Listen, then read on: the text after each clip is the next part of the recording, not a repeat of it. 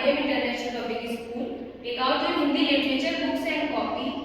Today's topic is समर्पण। आज का हमारा प्रकरण है पाठ 6 समर्पण। जो कविता आपके सिलेबस में है हम उसको समझेंगे। कवि इस कविता के माध्यम से ये बताना चाह रहा है कि देश सेवा में जो मोह का बंधन है उसे क्या करना पड़ता है, तोड़ना पड़ता है, तब जाके आपका समर्पण पूर्ण होता है। आइए पहले कविता पढ़ते हैं। पाठ 6 समर्पण। मन समर्पित, तन समर्पित और यह जीवन समर्पित। चाहता हूँ देश की धरती तुझे कुछ और भी दूं। यानी कवि अपना मन, तन, जीवन सब कुछ समर्पित करने के बाद भी क्या कह रहा है कि ए देश की धरती, ए मातृभूमि, मैं तुझे तन, मन, शरीर सब कुछ जीवन देने के बाद भी अभी भी मेरे अंदर इच्छा है कि मैं तुझे कुछ और भी देना चाहता हूँ।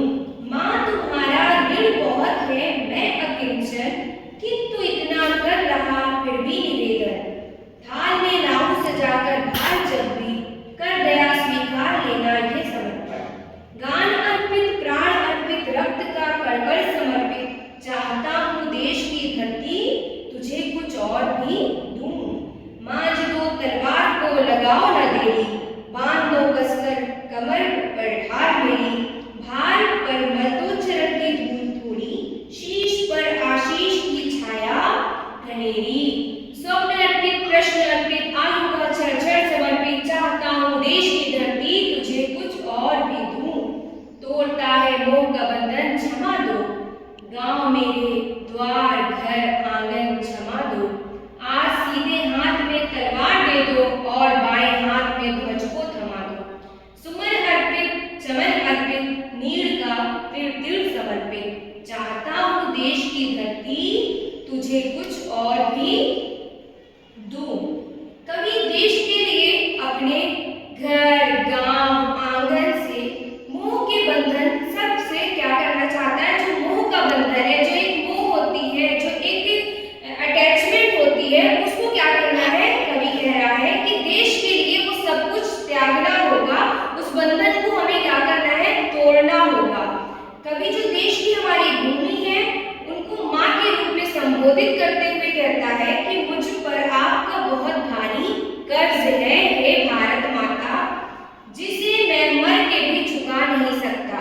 लेकिन मेरी प्रार्थना है कि जब देश की रक्षा के लिए मैं अपना सिर कटाऊं तो वह सिर आप स्वीकार कर ले। यानी हम अपना जब सर कटाएं अपने देश के लिए तो हे माँ मेरे उस सर को आप क्या कर ले, स्वीकार कर ले, ये मेरी इच्छा है। कवि कहता है कि वो मातृभूमि की रक्षा के लिए, उसको बचाने के लिए अपने अस्त्र शस्त्र चंगाकर युद्ध भूमि में क्या करता है, जाना चाहता है। और वो ये चाहता है कि जो मातृभूमि की हमारी माटी है उसका तिलक जो सर पे लगाते हैं तिलक, उसको मातृभूमि की जो हमारी माटी है उसका तिलक करके वह युद्ध क्षेत्र में जाए, ऐसी कवि की इच्छा है। तो मातृभूमि रूपी जो माँ है उसे अपना आशीर्वाद प्रदान करेगी।